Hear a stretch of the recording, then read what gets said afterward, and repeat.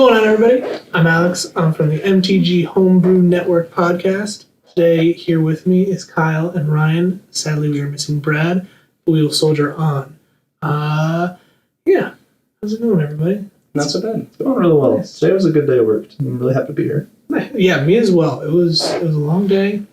Glad to be chilling with the homies. Chilling with the homies, talking about Magic. Got some good topics today. Oh, absolutely. Yeah.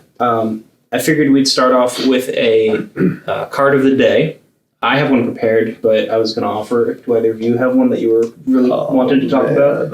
I can do one off rip, but if you have one ready, go for it. All right. It's a 1 and a blue for sorcery. It's called Quiet. It's Quiet. Quiet Speculation. This is a card that I've not seen anyone play. For 1 and a blue sorcery, you get search your library for 3 cards with flashback, put them into your graveyard, shuffle your library. When I say like the possibilities are endless with this, like they're not super endless, but they're pretty good. There's not too many good cards with flashback. You have like Echo of Aeons, Dread Return, Mystic Retrieval. Mystic Retrieval's a banger. And then we were just talking about one earlier. Dryad's Revival. I'm all in on Dryad's Revival right now. No, that card's awesome. And it's like you can set up these piles where you can toolbox your deck in a way where, like, if you play 5 cards with flashback, like at least 2 of them got to be good in most scenarios. Especially at like Echo of Aeons, like shuffle your stuff back in, draw 7 is. So 3 mana? Yeah, for 3 mana. That's just Time Twister. My favorite one is, I don't know the name of it, you will definitely know it. 1 red with a 1 green flashback to destroy target artifact. Ancient Grudge. That card is perfect. really, really scary. Yeah. Imagine casting that on a Soul Ring. And I'd like to talk about the deck that I know about this card in, because it's a specific brew that I came up with. It's called like the Big Plant Combo. The Prismatic Bridge is a enchantment that is legendary, but it's on the front side. It's Eska.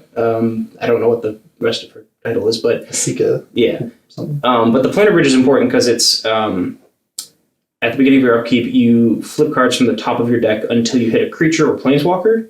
And we're playing exactly 1, which is Cultivator Colossus. That's the big plant. And the deck is 50 lands, including Maze's End and all the gates, as well as like 40 flashback spells and other toolboxy stuff. And you just get to like play a land until turn 5 and then try to go off. It's actually a pretty bad combo. But Quiet Speculation lets you set up these like cool little piles of flashback spells that let you get like incidental value, which are pretty good.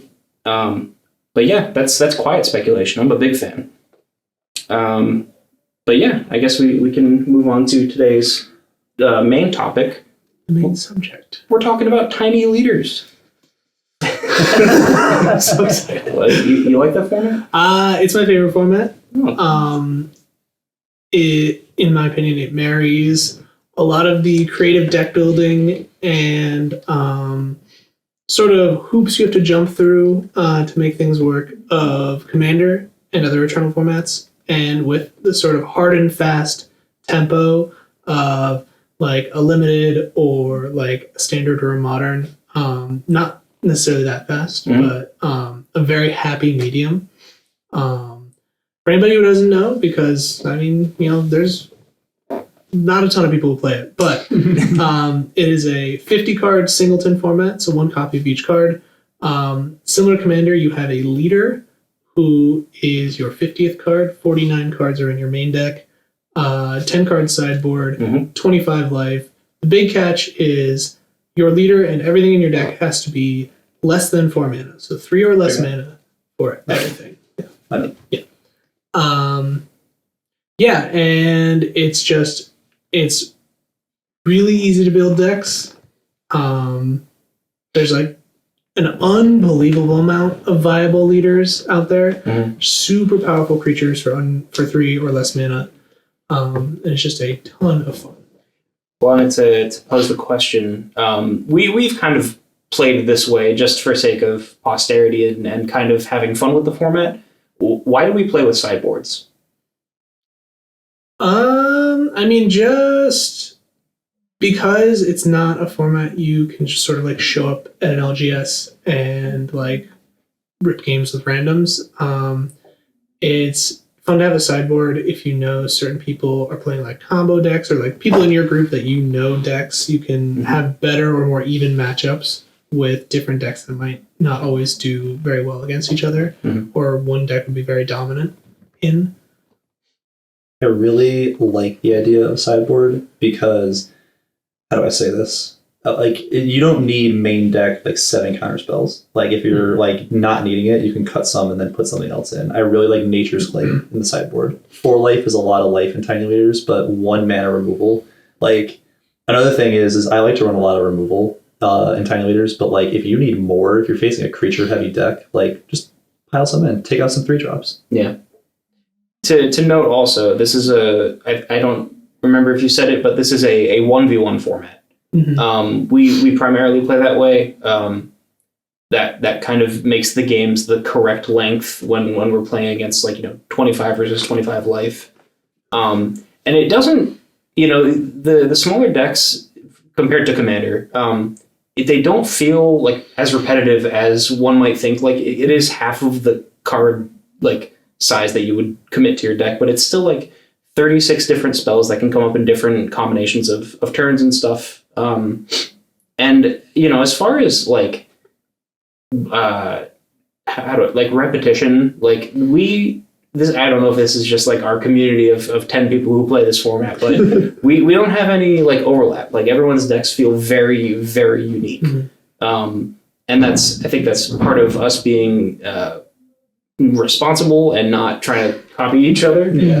But also it speaks to just how diverse the format can actually be, which I'm a fan of. I really like Tiny Leaders. Having come from a Commander background, it's like a mini game, which it is. yeah, exactly. It's a small game. Yeah. One thing I really, really like about it, which we don't talk about very often, Tiny Leaders is, like you say all the time, the best supported format.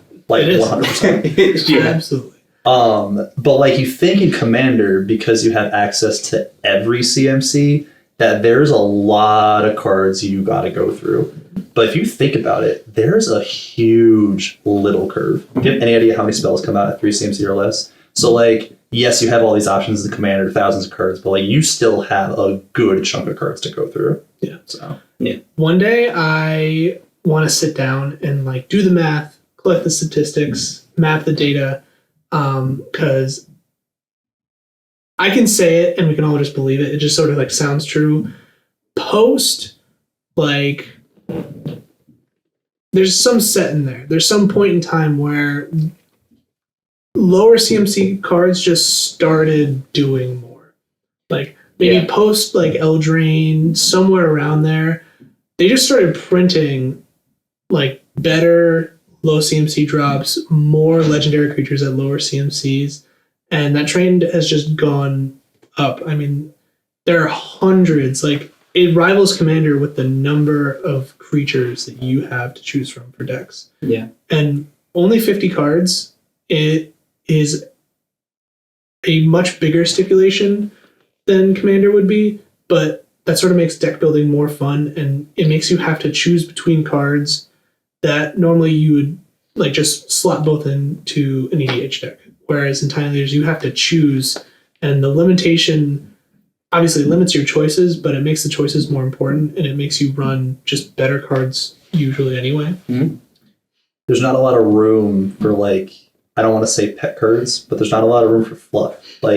While you do have access to only 50 cards, the games still are you can do something different every game because you have access to 100 cards in Commander, but at the end of the day, your deck's focused. Mm-hmm. If you have a deck that wants to target your creatures, play 5-6 heroic creatures. So at least statistically, you're bound to hit one of those. You know what I mean? One of the pitfalls of Commander that a lot of players run into is redundancy in their cards, which we could talk about in a whole episode of this podcast, but redundancy in Commander is like really important when you can find a piece that is important to your deck and then find like 3 other of that card so that you have a better chance of drawing into something like that. With Tiny Leaders, you have half the deck size, so you need to run half of the amount of fluff redundant cards. You don't get like, if you're playing Burn in Commander for some reason, you'll get Lightning Bolt, Lava Spike, Shard Vault. You don't need all that. You just need the best 3, and then you're set, which is great because while there is an appeal to having those non-repetitive games of Commander where the same cards don't come up all the time, it feels like a more efficient, concise format where the decks are doing what they're supposed to instead of like trying really hard to do what they're supposed to. They just like get to without the limitation of like, am I gonna draw the right Dryad Arbor today or something like that, or Llanowar, excuse me. Which I think speaks to how good the format is. It's not like this format, the best supported format. It's not a joke. It really is. Like, and you even look up in the last couple of years how many cards have written on them like under 3 CMC, like the kind of fatal push type cards. Yeah. And like eliminate one of the best removal spells in the format. 1 in a black, instant, destroy target creature, CMC 3 or less. That's like a maybe run in Commander. Like there's a lot of really good, like if you're getting rid of a Death Red Shaman or something like that. But that gets rid of anything in the format. Yeah. I'm a big fan of Fragmentize. 1 white mana, destroy target artifact or enchantment. There's one of my favorite cards, Unearth, is return a creature with CMC 3 or less from graveyard to the battlefield for 1 black mana. It's anything. With cycling too. Like you get like it's just these like cards that otherwise seem like you have to build around them in other formats that just get to shine their brightest in this beautiful format. Seriously, there is one of my favorites that I started running. I unfortunately don't know the name of it, but it says pay 3 mana, sorcery. You look at the top 6 cards of your library, put 2 CMC 3 or less creatures from one of them on the battlefield. Easy. Interesting. Yeah, 3 mana, get 2 creatures. You may only hit 1, but if you're playing around a creature focused deck, you just get 2 easily. There's also, what is it? Kayla's something. It's triple white with X. Or the puzzle box? No, it's do you know the sorcery? Yes, it's triple white X. Reveal the top 7 cards, you get X creatures onto the battlefield.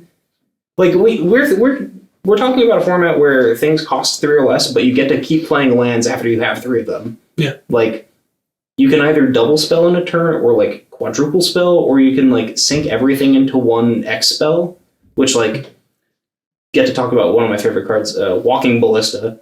That guy just gets to sit in your deck until he's ready. And he's either ready on turn 2 or turn 10. And by turn 10, he might be a 5/5. And then you get Walking Ballista does not mess around. No. Does not mess around. That guy's awesome. Yeah. Plus, if you have some random tribe, say like a deck that I built the other day, I built Kibo, Uktabi Prince, playing Monkeys and Apes. Monkeys and Apes are an okay tribe, generally. Like, I wouldn't recommend them in Commander. I don't think they're... you might be able to make a deck and it'd be pretty good, but in Tiny Leaders, you get to run vanilla monkeys and they're good. I can't even begin to describe sometimes how scary a 2 mana 3/3 can be. Like, and you can talk more about Kibo, but like a base 3/3 that like continues, it's crazy. Yeah. We also, to speak on archetypes that we see in Tiny Leaders that isn't really apparent or like a thing in Commander, aggro is real. Because instead of having to clear 120 life of damage that you need to do, which is achievable, but it's not incredibly, it's a lot with combat. 25 life is a completely reasonable hoop to jump through.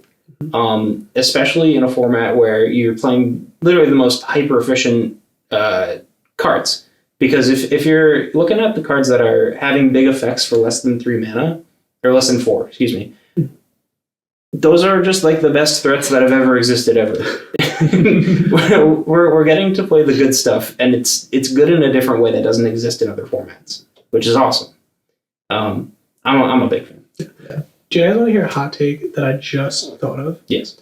So I feel like a lot of people have varying opinions on Pauper Commander. I would agree. Yes. Yes. New idea. I think Tiny Leaders might be like the best example of what like a powered down commander, in the sense that Pauper is trying to be, might be. Mm-hmm. Mm-hmm. I think. I agree. I think Pauper Commander has huge pitfalls that I have very bad opinions about. It's going to be its own episode. Yeah, we can talk about that. But the thing is that the key difference between Commander and Tiny Leaders isn't the CMC thing. That's a cool build around feature. I think the build around a creature and then it's a 1v1 format is the key difference. So 1v1 is so crazy because you do not have to worry about decision making from one other players and you having to make decisions based on two more board states. Exactly. And it's not like we three and the other 7 people in the world that play Tiny Leaders haven't done 4-player Tiny Leaders. We have, they're different decks. Like we've done it. Remember, like Bontu was great in that format because you just got to sit around and drain people. Yeah, because if you're playing like aristocrats, draining the board, you don't really care if you're playing against one person or 3 people. But the aggro bent that the format has, it makes it so you can't sort of like be the 4th player playing combos or sitting back and sandbagging until you win out of nowhere. Yeah. Like those wins are kind of medium if you're the other 3 people. But if you're playing a format like this, you're always engaged. You need to be, thinking about how you're using your removal, how you're attacking. You need to be thinking about everything and not counting on other players to like clean up after some other player or control the board or do that stuff. Yeah. I feel like in Commander, your decision making, like there may not be as much interaction. There's a lot more interaction in Tiny Leaders, like between you and your opponent. Mm-hmm. But making your decisions have so much more of an effect, in my opinion, in Tiny Leaders. Like if you have to leave up a creature, like 25 life, not a lot of life. 50 cards, not a lot of cards to go through. Yeah. Like decisions are very, very critical. I did want to get into and kind of speculate on. There's no real reason for this, but like, why do you guys think that this format isn't as popular? And I have some speculation on it, but I wanted to hear from y'all. I guess if you want to talk on that. Sure. I think a complaint that I've heard from like very active players, from lapsed players, from all kinds of people is obviously like power creep. Mm-hmm. And not only in the cards that are being printed, but also like the pods you find at LGSs. Like, I feel like there are a lot of beginner players and there are a lot of very high level players, and there's some people in between, but I think that zone is really lacking. And I think that a lot of the times when you are in a play group and you're building a deck, you have to play these cards because they're just better versions of the cards that you want to play, or they're just the best versions of the cards for what you're trying to do. And then you sort of lose. I think I'm trailing off. Oh, good.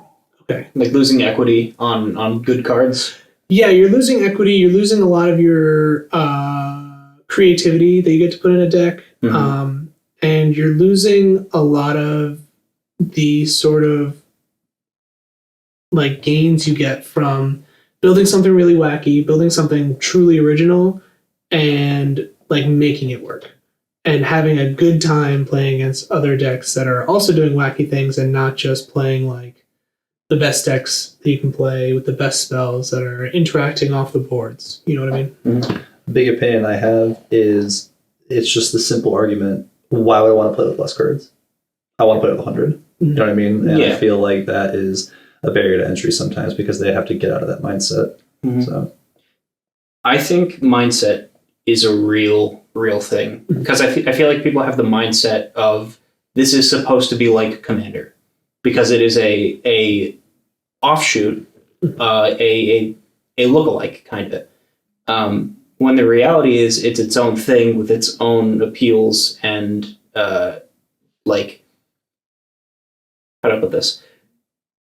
Because people know what Commander is and are very used to it, the lens you look through looking at this format is it's less cards and there's less like pet stuff that you can do. Mm-hmm. Where this is just a normal thing in every format, where people want to put pet cards in, but they don't have the room for them because they want to, win the game, and sometimes the pet card doesn't win the game. I think there's more room for that in Commander, which is a objectively less figured out format, because there's no like best Commander deck. There's 3 people and you, and then you have to figure out what to do against these 3 people, and it could be something different every time. And I heard the opinion way back, like years ago, when we weren't playing Tiny Leaders, that the format is figured out, that there was like 3 best decks, there was no rules committee, there was no ban. Well, there was a ban list, but there was like no ban list. There was no. It was a dead format. People weren't taking care of it, and that led people to be like, "Well, this is stupid. Why would I play this? I don't want to, invest money into playing this thing with people that, like whatever." And when it came down to it, it just people lost interest, and no one really kept up with it. Which sucks, because it is, like I said before, it's a beautiful format. Like it has a lot of fixed things about other formats that aren't present in those formats. And I think it's a safe bet to say that we as a group, we care. And we're gonna work on it. We're gonna a plan for a future podcast is we're gonna make a band list and a concise actual set of rules that make sense. We're pretty, I feel like we're close anyways. We've been playing, we have 50 card sideboard, 1v1, 25 life, some band leader. We have it figured out. Yeah. You know who's banned in our band list? Yeah. Ragavan. Yeah. We don't talk about Ragavan. That guy sucks. Yeah. It's when a lot of, especially in Commander, and a lot of like Modern and Standard, when they talk about, these cards are banned, and they talk about why they're banned, and they use the phrase format warping. Like Ragavan in Tiny Leaders is warping. It is, he's out on turn 1 and the game becomes about Ragavan. How do I get rid of Ragavan? What am I going to do when he comes back? Yeah. What's so crazy is like the tempo he provides, because like if your opponent's playing tap lands, you play Ragavan turn 1. Turn 2, you play another land, swinging with Ragavan. If they don't have a land that they flip off the top, Tiny Leaders turn 2, you can cast anything from their deck. Yep. And for lack of a better word, I think that's impressive. You aren't like available to hit a 10 drop you'll never be able to cast. It's you get something or else it's a land. That's exactly it. Yeah. As well, the fact that Ragavan can dash just turns off all of the good sorcery speed removal that deserves to be in the format. Not to say that like everything should get hit by everything, but Ragavan in scenarios can get hit by nothing if you're playing him the right way. You just get all the value and none of the risk, and it's just oppressive and not. It's just not fun. You dash them in, and they're like deuces. Yeah, that's it. I'll see you again next turn. Let's shuffle up. He slaps you upside the head, takes your money, and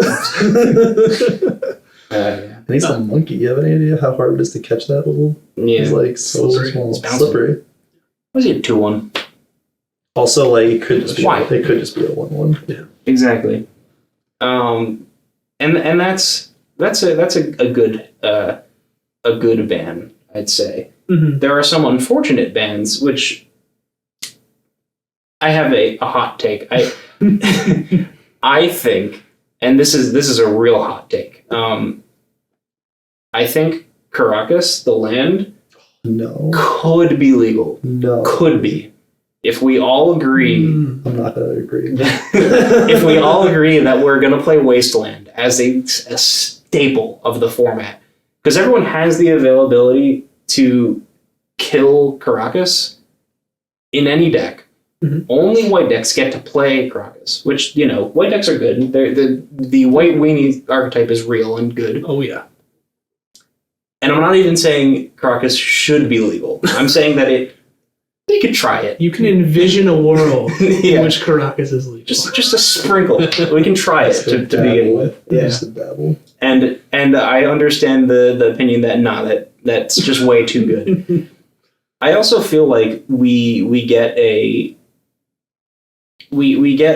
it's just residue from the commander format where we're like, oh, my commander costs 6 mana, I'm gonna waste my whole turn putting it into play, and then they're gonna bounce it. If your leader costs 1, just play it again. It'll be okay. You'll be fine. Yeah. I don't know. It's up for argument. It is also abusable. There's you could bounce your own legendaries. It's there's testing to be done, and I feel like it was just automatically on the banned list that we have been referencing because of Commander, because of the problems that are real in Commander with that card, where it is oppressive and bad. Could not be the case is all I'm saying. Yeah. Requires further research. And Kyle just disagrees. Disagrees. Yeah. For starters, hot take. Real hot take. Okay. I think that every piece of land destruction, wasteland, dust bowl, strip mine, anything that doesn't replace the land, I think should be banned. Strip mine is on every list I find. There are some nebulous lists sort of floating around on blogs and forums about Tyler's ban lists. Yeah. Strip mine is on every single one. Yes. Ghost Quarter is fair. Field of Ruin is a big investment, but it's fair. Yeah. Demolition Field, better than Field of Ruin because it only gets the opponent. Yeah. One instead of everyone. Well, it doesn't matter because you're in. If it is 1v1 like Demolition Field and Field of Ruin are the same card, it is what it is. Mhm. So you're just specifically saying Wasteland is the problem. The strip mine effect of not replacing the land that the opponent gets, because in my opinion, we had that one game that we played, and he had, in my opinion, at the time, he had a better board state than me. Mhm. Didn't have a lot of cards in hand, and I was like, "What's a way that I can get ahead right now?"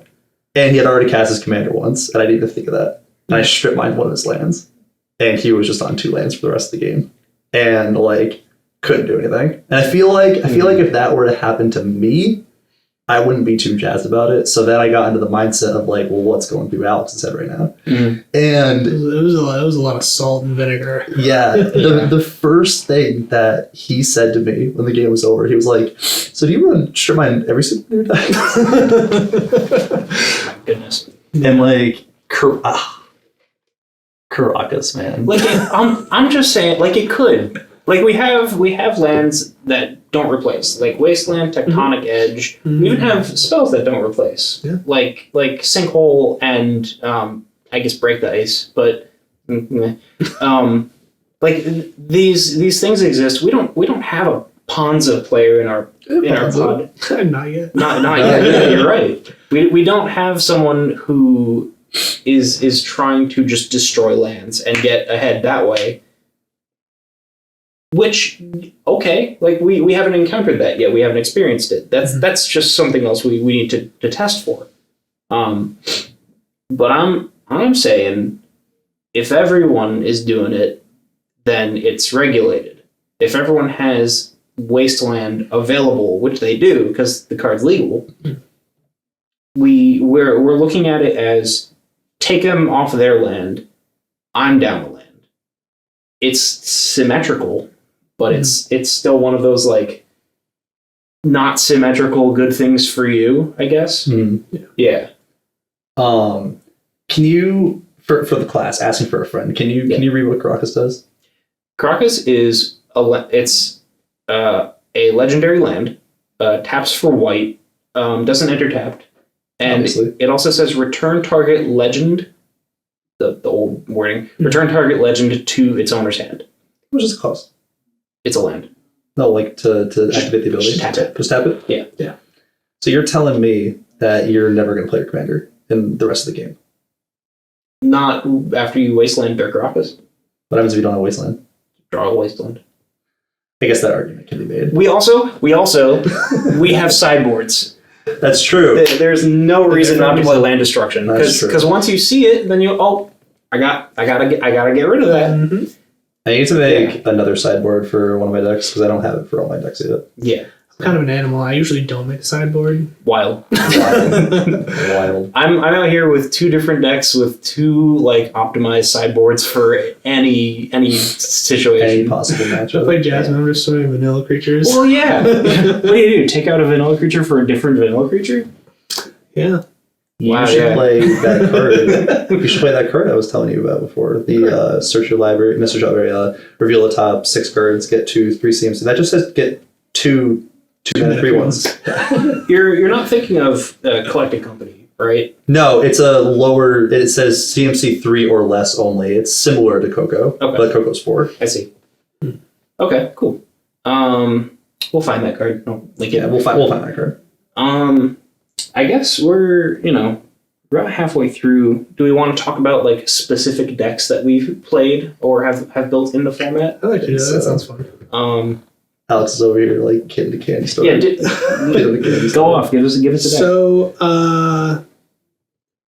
there's a bunch to choose from. I made a list of how many decks I actually have in paper and online. Mhm. It's pretty long. In paper, I like 8.5, 7.5 decks in paper because I had a Bontu deck and I took it apart because another bonus to Tiny Leaders versus Commander. It's a lot cheaper to foil out a Tiny Leaders deck. It sure than it is. is It's to true. a Commander deck. Very true. And it Yeah. gets a lot of laughs. So, of the ones I have in paper, probably my favorite has to be Ishin. Yeah. 2 Heavens is one. He costs a Mardu, so red, black, white. He's a 3/4 for some reason, and he says triggers that you put on the stack that are triggered by you attacking trigger an additional time. It doesn't say exactly that. It says that a lot better, but Yeah. so when I built that, I immediately thought Exalted. You just swing tall, you just pile all those triggers onto Ishin and you just swing. Because when you're just swinging with Ishin and he's on the battlefield, say you have 3 creatures with Exalted out. Not huge. He gets +6/+6. So suddenly he's a 9/10 swinging. Big man. Play things like Sword of the Animist. Every time you swing, you get 2 basic lands to the battlefield. Let me tell you, he gets like every land out of his deck. Do you have any idea how Yeah. tilting that It is? takes me like 3 turns to get all the basics out of my deck. And it's just like, okay, I have like 2 or 3 pieces of removal. If I draw them, and we do it, and he's like, nope, just gonna replay it. Boop, just gonna replay it. Yeah, it guarantees if you get the attack trigger to resolve that if at any point before your next turn Ishin leaves, you have the mana to bring him back. There's a card called Reaper's Talisman out of Kamigawa that is like pretty fair until you double the trigger. It's a black, and I believe It's 2 mana. I think it's 2 mana to equip, 1 black to cast. It says when equipped creature swings, the defending player loses 2 and you gain 2. So now you're gaining 4 and your opponent's losing 4. That's an 8-point life swing before blockers are declared. Speaking of blockers declared, there is again, I don't know the name of it. I've lost it. I believe it's from Throne of Eldraine. It's or maybe a newer set. It's a artifact, 1 mana, and it says 2 mana equip, and it says on attack before blockers, tap target creature opponent controls. Great Sword of Tyr. Great Sword of Tyr, and he said that says tap 2 creatures. So it's like, oh, I'm gonna block. Like my creature might die because they're huge, but like I'll block. And it's like, no, you're not gonna block. No. Yeah. I feel like getting your combat good in specifically that deck, you just like get to. It's like that mono white Odric from forever ago, where if you attack with 3 things, you just get to like choose what's what. Yeah. Ugh. Seems good. Goofy. Yeah, I love that deck. Plus, you're playing black, red, white, so you have arguably the best removal in the format. Maybe outside I'd say of so. Land.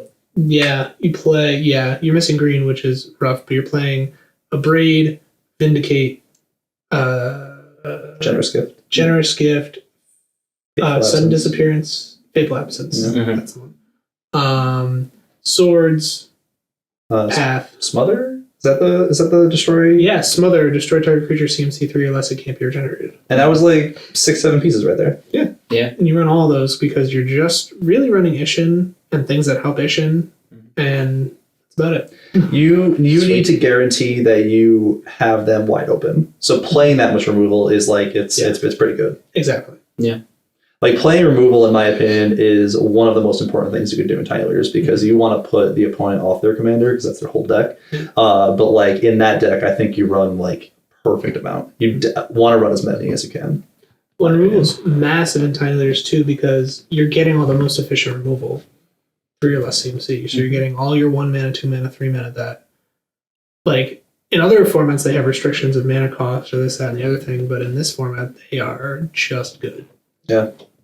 Sweet. If you're talking about green, like you got Abrupt Decay. Mhm. Big fan of Abrupt Decay. Decay, Assassin's Trophy. Yep. With a Bloom command, Underrated card. underplayed, absolutely. So what do you got for us? For a deck? Ooh, Tiny Leaders? Yeah. Ooh. Tell us about something. What you got? Okay, I'll talk about you know what I'm gonna do? I'm gonna talk about a deck we just played recently. Mhm. So there are a few the creature type crab in Magic, and a lot of them, the Hedron crab and Snowbreaker Cherix, I think is the name of it. Yeah. One says snow covered land, but the other, and they both have landfall. One says snow covered, one just says any, so you just play snow covered lands. It says whenever a land enters the battlefield in your control, target opponent mills 3 cards. So the whole deck is the crabs, phantasmal image, quasi duplicate, get as many crabs as you can. You play every single fetch that enters the battlefield on tap. You got Prismatic Vista, you got the OG fetches. You can run Evolving Wilds and Terramorphic Expanse. It makes the deck a little slower, but you want as many landfall triggers as you can. You play Brewvac, and because then it makes you mill more and more cards. And the commander is Thrasios, because you get to play Biomancer's Familiar, you get to play Training Grounds, Ooh. and if you just start saying, I'm going to pay 1 mana to look at the top card of my library, potentially put it into play, and if not, draw it. Imagine you doing that like 5 times a turn. You're churning through your deck. You're getting your removal. You're getting your interaction. You're getting your crabs. And I really like it because it's a really good scaling deck. A lot of them are very like hyper aggro, but this one like kind of scale up a little bit. Mm-hmm. Plus you have the access to greens. You can play like Explore, you can play Exploration, you can play Growth Spiral. Growth Spiral, love that card. Very good card. Yeah. Absolutely. And I've been thinking about adding some more mill to it, but it's really at its core. Oh, you play? Is Worldview Tutor banned? I might be playing a banned card. I don't think so. No, it doesn't. As many ways as you can to go and get a crab, you just get one and it just turns the deck on. Mhm. Especially because milling in Tiny Leaders, that's another reason why I like to play it. You only have to go through 42 cards after your commander and 7 cards. So by the time It you're goes really fast. it goes really fast. Mhm. So yeah, no, that's that deck. That's a pretty good. That's a pretty good one. What do you got, Ryan? You know, I'm torn between the 2 that I have in paper. I have a bunch online just for stuff that I want to build at some point, but I think I'm going to talk about Affinity, and the controversial Affinity deck that I have, because there's a lot of contention. Tiny Leaders was very popular before 2016, and then it didn't have, like, it was popular during like Theros because like Anax and Siamede were really popular. Yes. What didn't exist at that time was partners. And how do partners work with Tiny Leaders? There was no discussion because no one was playing.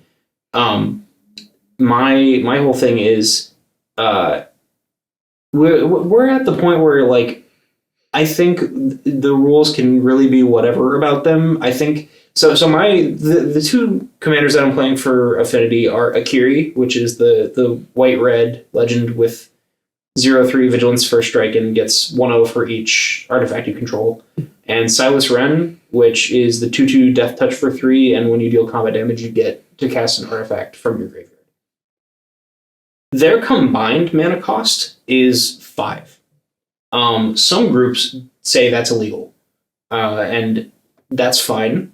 Their combined mana cost is also red, white, blue, black, which is 4 colors.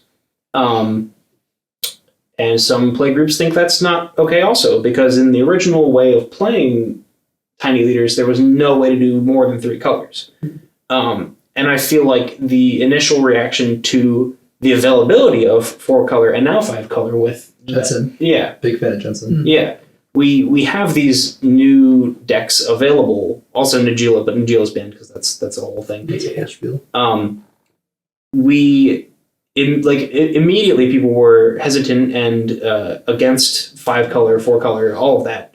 But I feel like it's just a new, like, you assume the risk of playing 4 colors for the sake of having the superest, most hyper efficient cards of each of those that work for your archetype.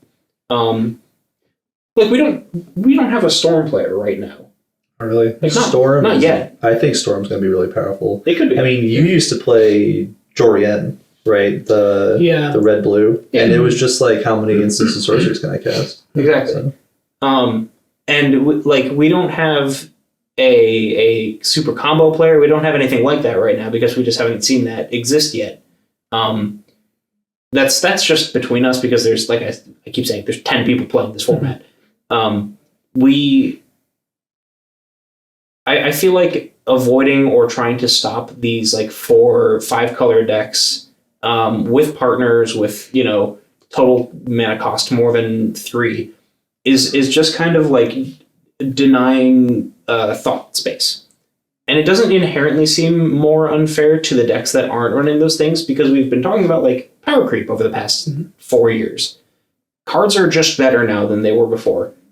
And that's kind of a reality that's always existed. The more cards they print, the better cards there are. They balance things to the best of their ability, but like we see these cards that exist that are hyper efficient comparatively to the decks of old. I think it's a good thing. I think it's a fine thing for these new types of decks to exist that weren't able to exist before when the format was popular. The actual deck is awesome and I love it. I play all of the artifact duels that just came out in Modern Horizons 2. I get to play Thopter Sword combo, which is Thopter Foundry and Sword of the Meek. I think I don't remember if we played like a tiny tournament. Go check out Elder Drunken Highlander's YouTube channel. We 3 appear on that channel semi-infrequently, I'd say. But we have Josh did a vlog that day and did a cool report of the decks that were played during that day. He was also double queuing a CDH tournament. He's crazy. Literally at the same time. And he's crushing it in the Tiny Leaders game. Yeah. He's just like, I'm going to turn around, I'm going to come back and be like, I'm going to do this, this, and this on the pass. Yeah. But that deck, I also get to do things like Walking Ballista with Steel Overseer and just like put counters on everything. I'm forgetting the card. It's 3 mana, 2/2 with modular, and you can sacrifice it to search your deck for a construct. Ooh. Or is it that new one? Scrap something. Yeah, it's from Modern Horizons 1, I believe. Yeah. Love that card. Goes and gets you any construct you need for any situation. And then the deck also is able to be quick in the early game with Akiri and just kind of like punch through with like... Especially with the artifact lands. Yeah, the artifact lands power up Akiri really quickly. We have Shadow Spear to just kind of like destroy them. And then there's also the reality that games can go long if aggro doesn't work and has Silas to back up and like recast things from graveyard, bounce Aether Spellbomb, Nihil Spellbomb, stuff like that. And it just becomes this like super modular machine that I'm such a fan of, and which is why I'm so it hurts my feelings that people are so against 4-color decks with these partners. Like you said, you assume the risk. Mhm. Like you have multicolored lands, you can play fetches and go and get triumphs, but you are having such the greediest mana base. Yeah. And it's going to be very slow unless you're playing all the shocks, and like you're going to lose life faster than you think. And it's like, Which I am absolutely not. I'm playing Prismatic Vista and that's it. Mhm. All of my I am my mana is so bad. It's backed up by the fact that like half of my spells don't cost any colors. They're Darksteel Citadel? I do. Yeah, all of good the choice. artifact lands except for the treasure one. I forget what that one's called. Treasure Vault? Yeah. I probably should be because I can like sack it and make 3 treasures or And Buffakiri. Yeah. Exactly. But that's one thing that's really hard is that's a double X, and that is a lot of mana It is. to waste in a turn. Imagine like, yes, you can get like 2, but it's your whole turn. Yeah. Which is, sometimes that's what it takes. That could be the end of the game. Yeah. But I'm not playing that because it's not indestructible and it doesn't tap for a color. Because sometimes I need to cast like Galvanic Blast or Your commanders. my commanders. Yeah, those do cost colors. And initially, when I built the deck, I also had Mox Opal in the deck, and this was before we had really like sat down and talked about like what should be legal and what like is okay. And we arrived at all fast mana, Soul Ring mana, Vault mana, Crypt, all banned. Nothing out of the ordinary for like a 1v1 format. Mox, Amber, Lotus Petal. What's it called? Mox? No, not Mox Emerald. That's one of the OG ones. What is it? Diamond? Maybe Which one? the one that exiles a land and you can tap for that color. Chromox. Chrome Mox. There you go. Yeah. I think we can play Mox Tantalite. Yes. Yeah, suspend. I agree. It's so the idea of fast mana, which is the thing we're avoiding. Yes. I think like Lotus Petal could be fine, as well as like Simian Spirit Guide, Elvish Spirit Guide, things like that are 1 mana once to cast your 2-drop on turn 1. Mhm. We don't have that many like Staxy, Hateberry, super oppressive players or cards. Dranith Magistrate is banned because that just sucks. What's the point of playing Time Raiders if you can't play your commander? Yeah. Exactly. Hence why Caracas should be banned. Okay. You can play them. You just put them back. And then you cast them again. That's all you're doing is for the rest of the game. Is just What else do you want to do? Well, I mean, it comes into, like, why does your deck do nothing else but play your commander? Which is also a fair question to ask. Yeah. Like, what's the point of playing any other card in your deck besides lands and your commander? If that's the case. I've always been a proponent that, like, when you build a deck around a creature, you need to make sure the deck operates without it. Because if you don't have it, then it just gets, it gets put in the trash can, and then the trash can gets lit on fire. If you do have your leader, then you're closer to winning the game. But I think you can, like you get what I'm saying? Yeah. Like, you should be, every card in the deck should be propelling you towards winning the game, and you shouldn't be, like, so tunnel visioned towards playing exactly one card. Even though you have access to it the whole time. Which is why I like partners, because, like, you can do 2 things. You can do 2 different things. And even maybe more from the 49. It feels weird to say, but It does. 48 for me. Yeah. When I think of partners, and I think of Time Raiders specifically, do you guys know about Essior? Do I know about SEOR? It gives your commanders Ward 3. I do know about SEOR. And it has flying, and it's just like 3 mana is too much mana, except for Isham when you have that many lands. Because, I mean, like, sort of animus. But yeah, so, and then you just, like, put any other combat commander or any other cool commander. I think that's really cool. Yeah. There were a ton of awesome partners from Commander Legends that are 1 color, which maintain your, if you're a 3-color purist or whatever, good for you. But there's a ton of those that are just like good utility legendaries that you can have as, an extra card in your hand. Yeah. We are coming up on 50 minutes. Would y'all like to talk about Deck Doctor? Yes, I'd love to. Yeah. So, if you've made it this far into the episode, I'm going to take the opportunity now to promote our Discord, which we have now. please join it. MTG Homebrew Network. You can find it on a quick Google search, and I'm also going to put it in the comments. Please join us. Introduce yourself. You'll have access to the community. We'll be, hanging. And one of the perks of being in the Discord, every episode, or most episodes, we're going to do a quick home improvement. We're going to doctor a deck. And today's deck that we're talking about is from a dear friend, Devin. Shout outs to Devin. Yeah, big shout outs to Devin. Big love. Devin sent us a Phyrexian Atraxa tribal brew. The new Atraxa, the 7-mana one. Yeah. Yes. I'm gonna pull that deck up real quick if y'all want to talk about what Devin was trying to go for. Sure. For starters, I think we read Atraxa, right? Yeah, go for it. So we have 7 mana. We have 3 green, white, blue, black. Atraxa colors. It has all the keywords of the original one. So it's a 7 mana, 7/7 flying, vigilance, death touch, lifelink. A absurd ability combination, in my opinion. Mm-hmm. Yes. The lifelink, the perfect blocker because it has vigilance, and no one plays. I think more people should play flying. Yeah. Or like reach. Reach is a little more underpowered, but Flying is the original and still the best of agent. yes, 100%. When Atraxa Grand Unifier enters the battlefield, reveal the top 10 cards of your library. For each card type, you may put a card of that type from among the revealed cards into your hand, put the rest in the bottom of your library in random order. If you guys know, that is artifact, creature, enchantment, instant, land, because I don't know why land is in there, planeswalker, and sorcery, which is just ridiculous. And soon battle. We have a new one. Battle. And battle. Is that coming out in March of the Machine? Yes. That's exciting. Also, importantly, this card reads specifically. I'm gonna read it real quick.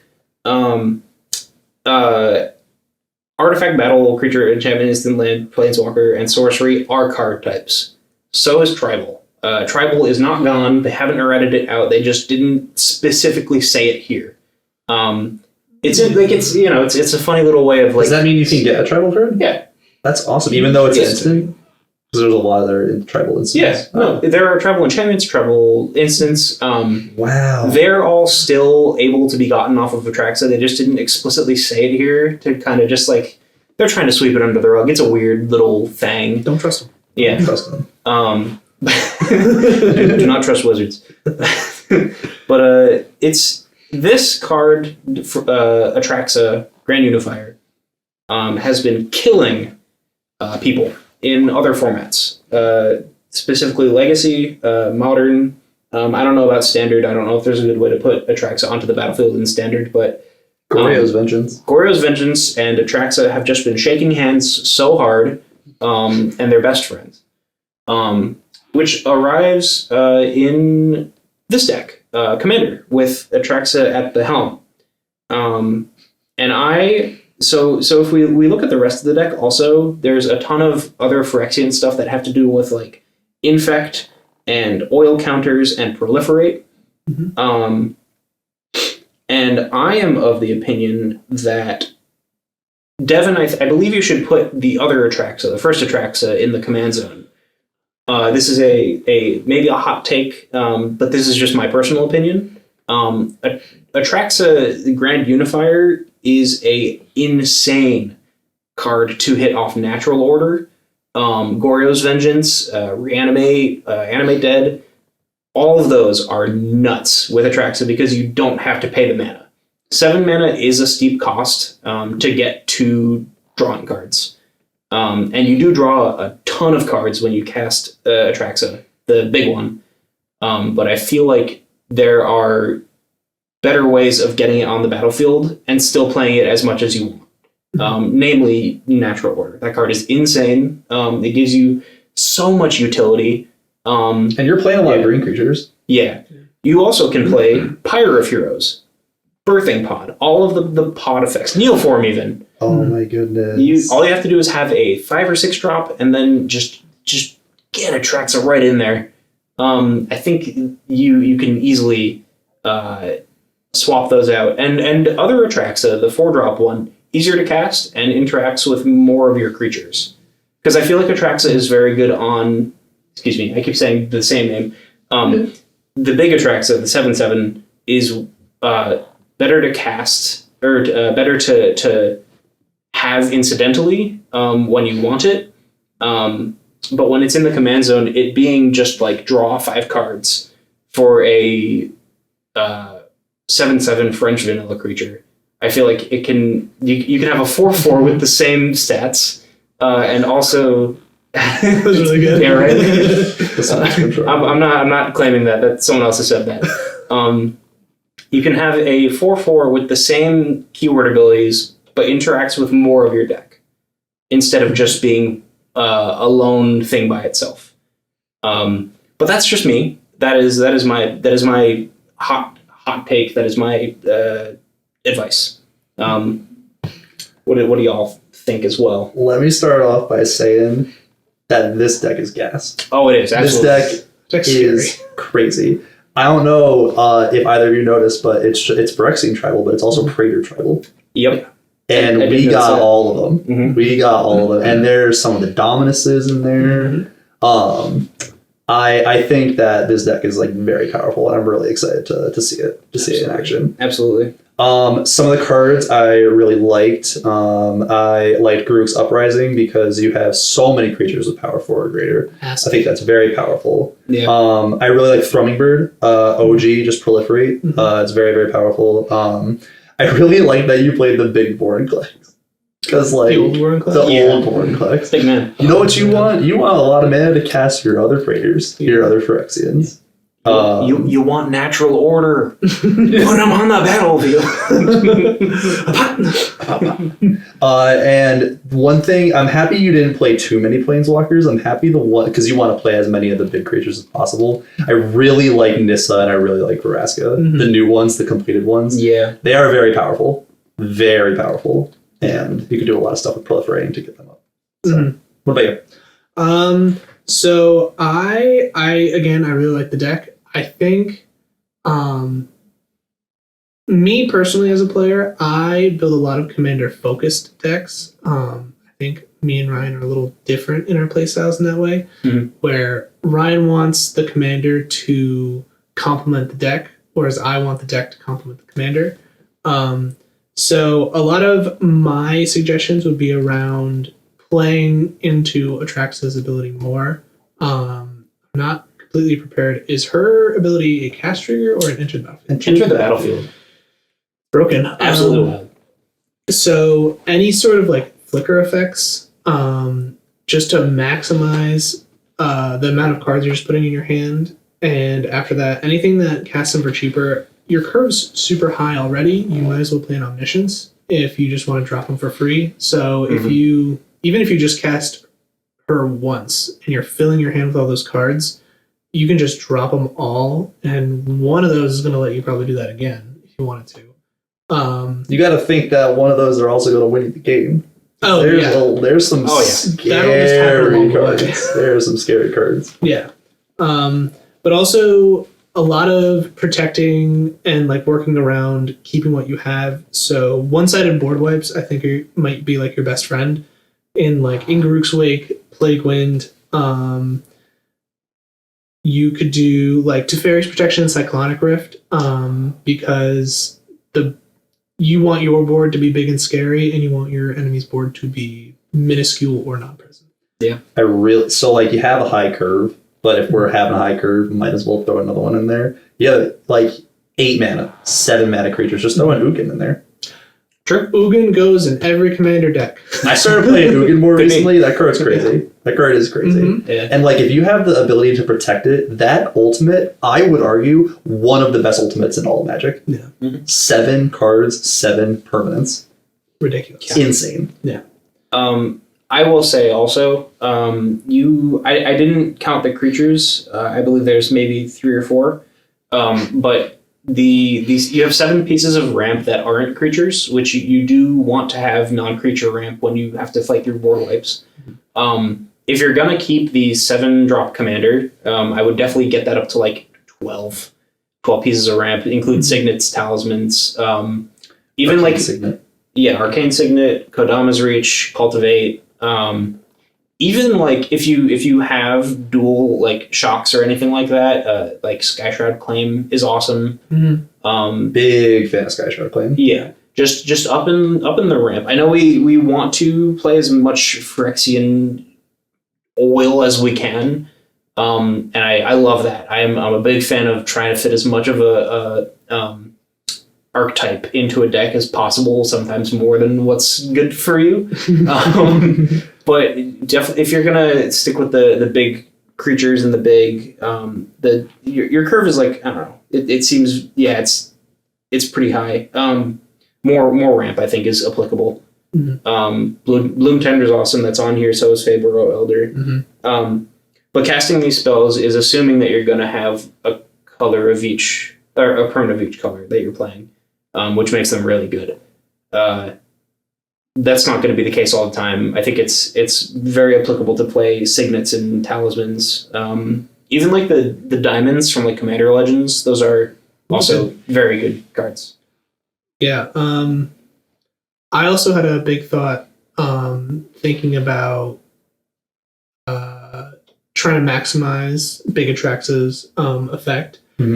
A big sort of mindset that you learn to get in when you're playing Niv Mizzet Reborn is getting your ratio of, in that setting, your ratio of color pairings to be completely even. So you can just shuffle up and depend on getting the maximum amount of pairings that you're able to put in your hand from that effect.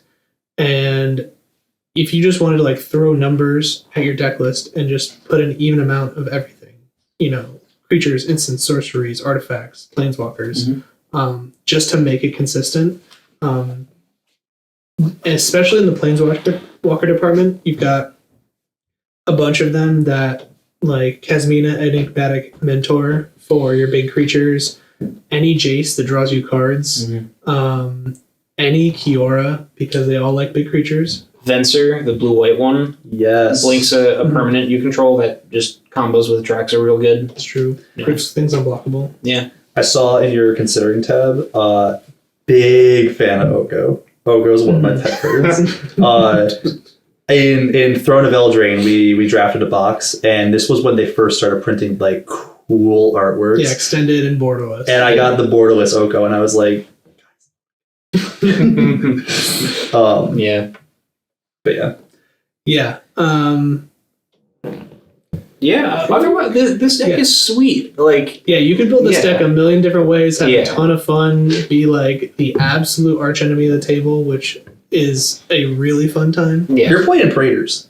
You drop. Yeah. What if you had 2 Jin Kataxes? Would that be Jin Kataxi? We'll figure that out. Vorinclex. Elfsnorns. Yeah. 2 Vorinclexes. Yeah. That sounds better. That sounds better. Anyway. We are just about over an hour. So I think it's about time we say goodbye. Yeah, I think so. I have a little surprise. I ordered some cool proxies recently for myself. But when you order proxies from a certain website, which I will not name, maybe I will in the Discord, join the Discord,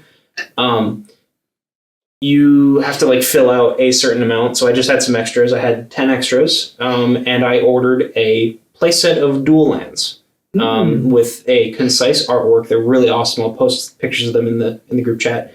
They are each of the duels with the correct colors. The text box is just like tap, add blank or blank. Nice. And behind the text is the M from the Masters 25. That that. Oh, That's awesome. they're so pretty.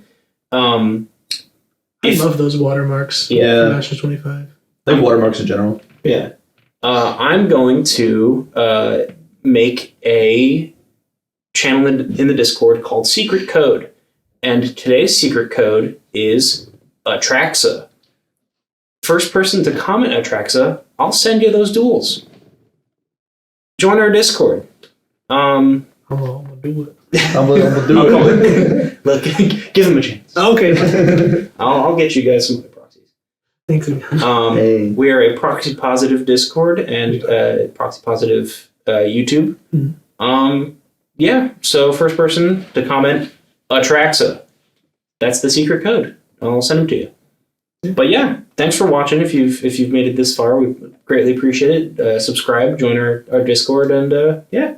Gotta say, I love doing this. Yeah. I love you guys, and I love This is talking awesome. Manager. It's really fun. Yeah. This is amazing. Good time. Yeah. Anyways, thank you. Bye. Bye.